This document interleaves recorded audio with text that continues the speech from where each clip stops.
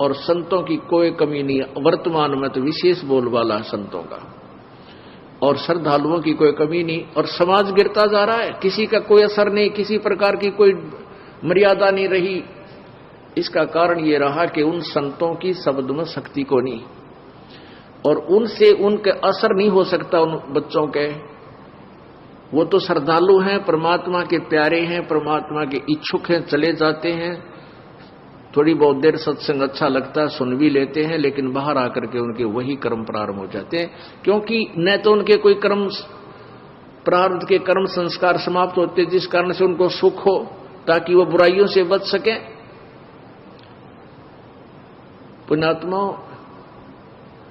आप जब इस मार्ग से जुड़ जाओगे और सच्चे दिल से आप मोक्ष चाहोगे, आप किसी का बुरा नहीं कर सकते। बुरा करोगे तो आपका डबल होगा, क्योंकि परमात्मा कबीर जी नहीं करेंगे, क्योंकि परमेश्वर ने आपके पाप कर्मों को रोक दिया जो आपको दुखी करेंगे। और वो अभी आपके पाप नाश नहीं करेंगे, क्योंकि वो देखते हैं कि ये कितना चलेगा हमारे साथ, ये काल के पाड़े में फिर ना चला जा। तो उससे क्या करेंगे, वो आपके पाप कर्मों को रोक देते हैं और आपको राहत मिलनी प्रारंभ हो जाती है। कुछ दिनों के बाद आप छोड़ जाते हो, या फिर आप बीच में कुछ थोड़ा बहुत हेरा फेरी करने की चेष्टा करते हो, किसी कोई जो मर्यादा हमने बता रखी है उसके विरुद्ध क्रिया कर देते हो, आपको हानि, तुरंत हानि हो जाती है। और फिर आपको समझ में भी आ जाती है कि मैंने ऐसी गलती कर दी, आज मुझे इसलिए हानि हुई, तो दूसरी बार आप वो गलती नहीं करते। और दास ने आपको बताया हुआ है कि जिसका कोई, जैसे हमने मर्यादा आपको बता रखी है, इन मर्यादाओं में रहकर आप भक्ति करो, आपको न्यारे सुख होंगे। और जो मर्यादा तोड़ देगा उसका नामखंड हो जाएगा, और नामखंड हो जाने से आपको परमात्मा की शक्ति मिलना बंद हो जाएगी। जैसे बिजली का कनेक्शन आपने ले रखा है और वो कनेक्शन कट गया, तब पहले तो आपका पंखा भी चला था, ट्यूब भी जग रही थी, और भी आप सब कार्य कर रहे थे, अपना आटा भी पीस रहे थे, जल भी निकाल रहे थे मोटर तक। फिर वो बंद होगी, क्यों होगी? क्योंकि आपका कनेक्शन कट गया। इसी प्रकार से जिसने उपदेश ले लिया और आखिरी सांस तक मर्यादा निभानी पड़ेगी, मर्यादा में रहो, आपका नामखंड ना हो, तो आपको परमात्मा की शक्ति का लाभ प्रॉपर मिलता रहेगा। तो ऐसे जब आप मर्यादा खंड कर देते हो, आपका कनेक्शन कट जाता है, तो आपको राहत मिलनी बंद हो जाती है, दुख आ जाते। फिर आप आकर के यहां आपको बताया है कि बार बार बकवाद नहीं करें, बार बार जानबूझ कर नाम को नहीं तोड़ना चाहिए। और किसी कारण से, क्योंकि नए नए बच्चे हैं, समाज में जाते हैं, अन्य समाज जो है हमारी मर्यादा के टोटली विरुद्ध काम कर रहा है। एक परिवार में एक सदस्य नाम लिया और 5 सदस्य आन उपासक हैं।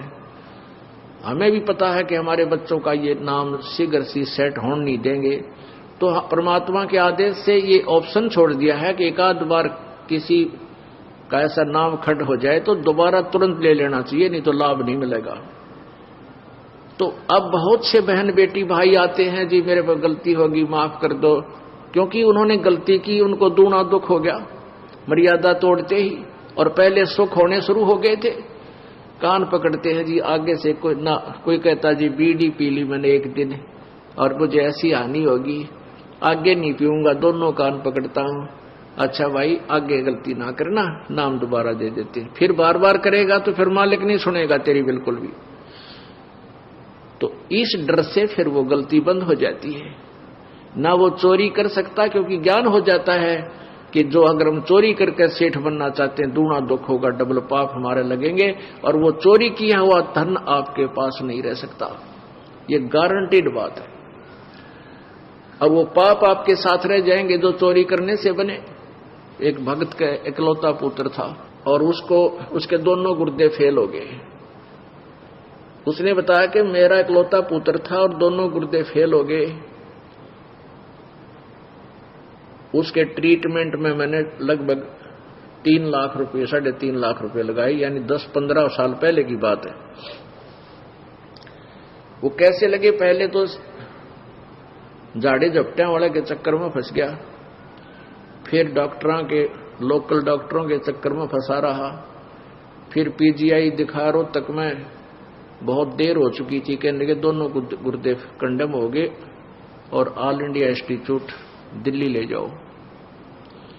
वहां ले गए तो उन्होंने बताया भी अपना किसी रिश्तेदार का कोई गुर्दा दान कराओ, तो उन्होंने किसी से ऐसे कर करा को गुर्दा दिवाया, लड़का स्वस्थ हो गया, 3.5 लाख रुपये लग गए। गुर्दे तो ठीक हो गए, एक दिन बस एक्सीडेंट में वो लड़का मारा गया।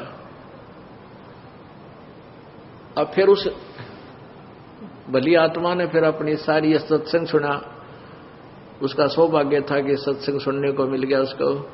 फिर वो फूट फूट कर रोया मेरे पास आके, कहने लगा जी आज का जो सत्संग आपने सुनाया, मैंने ऐसे ही सुनाते हैं भी जो पाप करते हैं वो पाप तो उनके बैड अकाउंट में लिखे जाते हैं, और जो धन कमाने के लिए जो उन्होंने हथकंडे अपनाए, वो पैसा इकट्ठा किया, वो पैसा नहीं रहेगा, गारंटीड बात है, क्योंकि आपके भाग्य में नहीं है।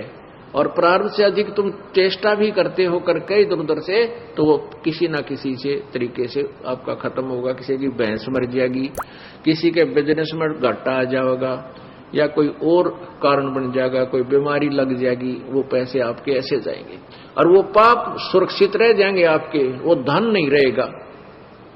धन रहेगा कबीर परमात्मा की भक्ति से, आपके भाग में ना होगा तो भी वो लिख देगा इसके पास वो पावर है। तो उसने फिर बताया कि आपने सही बताया जी, मेरे साथ ऐसे ऐसे बनी, मैं बहुत निकम्मा आदमी था। पहले ये रिफल आती थी, इन टेप कैसेट चाले थे, सन 1978-77 की बात बताओ था, और उन टेपों में ये कैसेट गला कर डाला करते, उसके ऊपर मोहर मारता सोनी की और लाता वहां तोल के भाव तो वो रिफल, और वो कैसेट बनवा के उसका सारा खर्चा मेरा 2 रुपया का एक कैसेट पाया करता, 2-2.5 रुपए का भर के भी सारा कुछ कर लेता था। और मैं सोनी की बना के मोहर लाकर उनको 30-30, 35-35, 25-25 की बेचा करता था। और थोड़े से दिना मेरे पास बहुत पैसा हो गया। फिर मेरा इकलौता पुत्र बीमार हो गया, कमाए होंगे 2 लाख, लाग गए 3.5 लाख। उस समय 2 लाख बहुत मुश्किल से कमाए जाते थे। और बेटा भी ना रहा, जिसको सुखी बनाने के लिए मैं ये पाप किया करता था कि मेरा बेटा सुखी रहेगा, कारों में चलेगा, इसके लिए घना धन जोड़ दूं, वो धन रहा ना वो बेटा रहा। तो पुण्यात्मा, फिर ये परमात्मा की वाणी से आपको डर लगने लग जाएगा, आप पाप नहीं कर सकते। तो ये अब समाज सुधार होगा, क्योंकि जो लाभ आप स्वयं बुरे कर्मों से करना चाहते थे वो पैसा आपके पास नहीं रहेगा। और परमात्मा कबीर जी की भक्ति में इतनी शक्ति है कि आपके प्रारब्ध में नहीं है तो भी लिख देगा, तो भी आपको दे देगा, यदि वो आवश्यक समझेंगे तो।